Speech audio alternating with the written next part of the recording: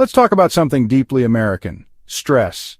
Not just the everyday kind, but the kind that seeps into your bones, the kind that keeps you up at night and follows you through your day. Not the quirky kind, but the kind that wakes you up at 3 a.m. wondering if you can afford both rent and food, or if you'll have to choose between them this month. 2 out of 3 Americans are stressed about their finances. That's not just a statistic, it's a tidal wave of anxiety washing over families, friends, and neighbors. That's nearly everyone you see at the grocery store or in traffic, quietly carrying the weight of financial worry. It's not just a vague unease, it's panic backed by numbers and the relentless pressure of bills piling up. 40% of Americans can't cover a $400 emergency without debt or selling something. That means a single unexpected expense can unravel everything. A single car repair or medical bill can send nearly half the country into a tailspin, forcing impossible choices and sleepless nights. We're living in a nation where a flat tire can become a personal economic catastrophe, turning a minor inconvenience into a crisis. This anxiety is the new American wallpaper, present at every dinner, every store trip, every decision, shaping how we live and what we hope for. Most people simply don't earn enough to cover basic costs, no matter how hard they work or how carefully they budget. This isn't about giving up luxuries, it's about survival, shelter, food, electricity. The basics are now out of reach for too many. Yet this crisis is strangely invisible, a quiet collapse in millions of homes, hidden behind closed doors and silent living rooms. It's the silent hum of a fridge that might get unplugged, the worried glance at a gas pump, the forced smile when you can't afford a night out with friends. The numbers don't lie. They tell a story of struggle, of dreams deferred, and of a nation on edge. The elephant isn't just in the room, it's raiding your fridge, and you can't afford to feed it. It's a daily battle just to keep up. This is the reality for millions, an unspoken, shared national secret, quietly shaping the lives of people all around us. Maybe you've heard that wages are up. Headlines talk about pay increases and politicians tout rising salaries as a sign of progress. But a 4.1% raise doesn't mean much when the cost of electricity jumps 24%, natural gas 15%, and food 11%. The numbers just don't add up for most families. This isn't just inflation, it's a mugging. It feels like your wallet is being emptied before you even get paid. Your paycheck is getting robbed every month and there's no one to call for help. Even if you're working harder and earning more, you're getting poorer. Overtime and side gigs just barely keep you afloat. The gap between what you earn and what things cost is the central tragedy of the modern American economy. It's a gap that keeps growing no matter how hard you try to close it. Every grocery trip is a painful calculation, brand name cereal or generic, fresh veggies or canned. Even small choices feel like sacrifices. These aren't just choices, they're reminders that hard work no longer guarantees a decent life. The American dream feels further away with every meal. It's a slow-motion heist, stealing your purchasing power 1 percentage point at a time, leaving you with less and less. You're playing by the rules, but the rules have changed. The goalposts are gone and the finish line keeps moving. Raises don't feel like rewards, they're just smaller losses. Each increase is swallowed up before you can even notice. The sense that the system is broken is spreading, and it's not just a feeling, it's reality. People everywhere are waking up to the truth. The American promise is slipping away, one paycheck at a time. But recognizing the heist is the first step toward fighting back. If there's one cost that defines this crisis, it's housing. The price of simply having a roof over your head has become the single biggest challenge for millions of Americans. The rent is simply too damn high. Every month, more people are forced to make impossible choices just to keep a place to live. 21 million Americans now spend over half their income on housing, leaving little left for food, healthcare, or savings. In cities, the situation is even worse. Skyrocketing rents and limited affordable options push families to the brink. When housing eats your paycheck, you're just one emergency, like a medical bill or car repair, away from disaster. For many, that disaster has already arrived. Evictions are at record highs, and families are losing their homes every day. Shockingly, 40% of America's homeless are employed, people who work full-time but still can't afford a place to live. These are cashiers, drivers, even teachers, hard-working people sleeping in cars or tents after their shifts end. Tent cities aren't just for the chronically unemployed. They're for your neighbors, your co-workers, and even your children's classmates. Imagine working all day, then sleeping in your car, trying to stay safe and clean for work the next morning. This isn't life, it's survival, and it's happening everywhere. The working homeless shouldn't exist in the richest country on earth. Yet here they are, holding down jobs but living on the edge. Minimum wage can't afford a two-bedroom apartment anywhere in the U.S., not even in the smallest towns. Average rent is now over $1,800 a month, and in some places it's tripled in just 4 years, putting homes out of reach for most. The dream of a stable home is being auctioned off to the highest bidder, while working people are left behind and outbid. The foundation of a stable life, a home, is crumbling for millions, threatening the future of entire communities.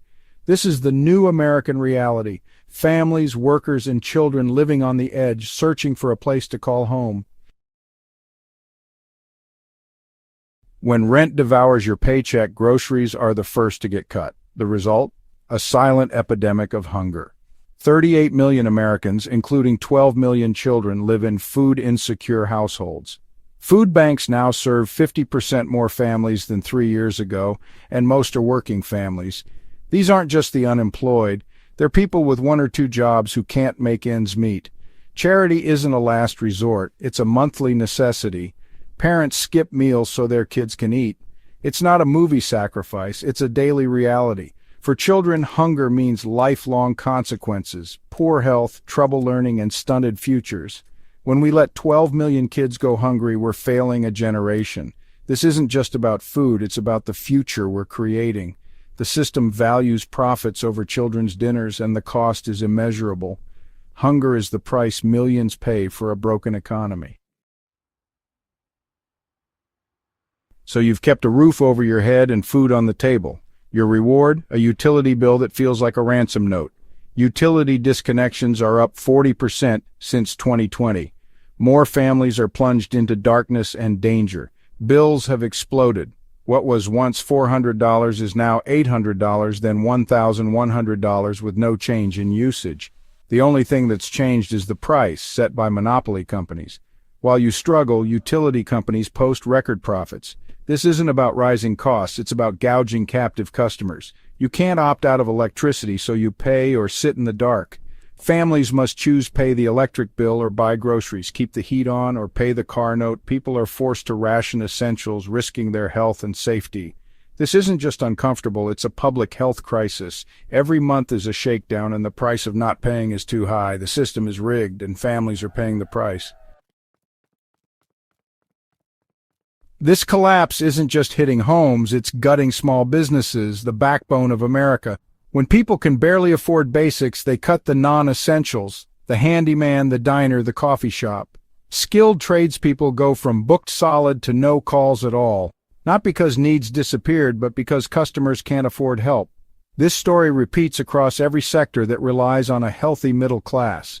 As customers vanish, local businesses wither and die, taking jobs and dreams with them. The diner loses its lunch crowd, the salon stretches appointments, the bookstore sees browsers but no buyers. Each closure is someone's life savings, someone's dream, more jobs lost. It's a vicious cycle. Fewer customers mean more layoffs, which means even fewer customers. For small business owners, the recession is already here. The unraveling of local economies is quiet but devastating. The most surreal part? The disconnect between reality and the government's rosy pronouncements. Leaders celebrate job growth and a resilient economy, while millions struggle to pay rent or handle a $400 emergency. It's gaslighting, telling you not to believe your empty bank account or rumbling stomach. This breeds cynicism and erodes trust. People see leaders celebrating an economy that's crushing them. It's not a partisan issue, it's a crisis of legitimacy. The strong economy is for shareholders, not for the majority. For most, the real metrics, rent, gas, groceries, are all flashing red. The government's pep talk feels like an insult to those losing the game. The reality on the ground is impossible to ignore. This crisis isn't just about money, it's about the emotional toll of constant financial pressure. Living on the edge inflicts trauma, anxiety, shame, and a sense of failure, even when you're working hard. Economic stress leads to real health consequences, rising anxiety, depression, even shorter lifespans. When you're worried about eviction or skipping meals, hope becomes a luxury. The American dream was about building a better life, but now it's about not falling behind. The loss of hope is the most dangerous consequence. It robs people of agency and belief in the future. Learned helplessness sets in, making society brittle and unstable. People become more susceptible to anger and division. We're not just draining bank accounts, we're draining spirits. A nation of exhausted, anxious, hopeless people is a nation in trouble. The emotional cost is as real as the financial one. This isn't just an economic story, it's about who we are as a country. The promise was simple: work hard, build a stable life. For most, that's now a fantasy. What does it say about us when 40% of the homeless have jobs, or parents starve to feed their kids? These aren't just policy failures, they're moral failures. We're richer than ever, but more people can't afford to live. We need brutal honesty, not political spin. This is a United States problem, not a partisan one. The person struggling isn't your enemy, they're your neighbor. Fixing this requires more than tweaks. It demands a fundamental shift in priorities. Why do utility companies make record profits while families sit in the dark? Why isn't minimum wage a living wage anywhere? The first step is to name the problem. This is a crisis, and it's happening now. Acknowledging the truth isn't pessimism. It's the first act of hope. We can't fix what we refuse to see.